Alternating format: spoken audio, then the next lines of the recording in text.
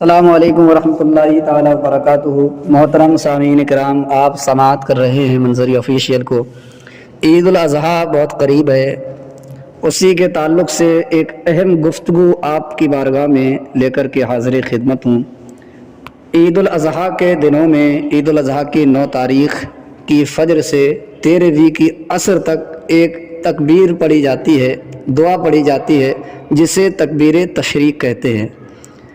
تکبیر تشریق ہر نماز جو جماعت کے ساتھ ادا کی جائے، جماعت مستحبہ کے ساتھ ادا کی جائے، اس کے بعد ایک بار بلند آواز سے پڑھنا واجب ہے اور 3 بار پڑھنا افضل ہے۔ تکبیر تشریق کے الفاظ یہ ہیں: اللہ اکبر، اللہ اکبر، لا الہ الا اللہ، واللہ اکبر، اللہ اکبر، وللہ الحمد۔ تو آپ حضرات اس پر توجہ دیں، دھیان رکھیں کہ 9ویں کی فجر سے 13ویں کی عصر تک یہ پڑھنا واجب ہے، اور واجب وہ کام ہوتا ہے جس کے پڑھنے پر ثواب اور نہ پڑھنے پر گناہ ہو۔ تو آپ اس پر دھیان رکھیں۔ اور تکبیر تشریق اس پر واجب ہے جو شہر میں مقیم ہو، شہر میں مقیم ہو اس پر تکبیر تشریق واجب ہے، غلام پر تکبیر تشریق واجب ہے، عورتوں پر تکبیر تشریق واجب نہیں۔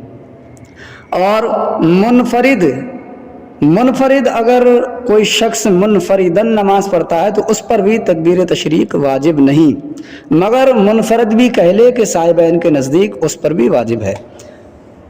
اسی طریقے سے امام نے تکبیر نہ کہی جب بھی مقتدی پر کہنا واجب ہے، اگرچہ مقتدی مسافر یا دیہاتی یا عورت ہو۔ یہ ایک اہم گفتگو عید الاضحیٰ کے تعلق سے آپ حضرات سے مجھے کرنا تھی، وہ کر لی گئی۔ آپ حضرات اس کو مد نظر رکھیں اور اس پر عمل کریں۔ السلام علیکم ورحمۃ اللہ وبرکاتہ۔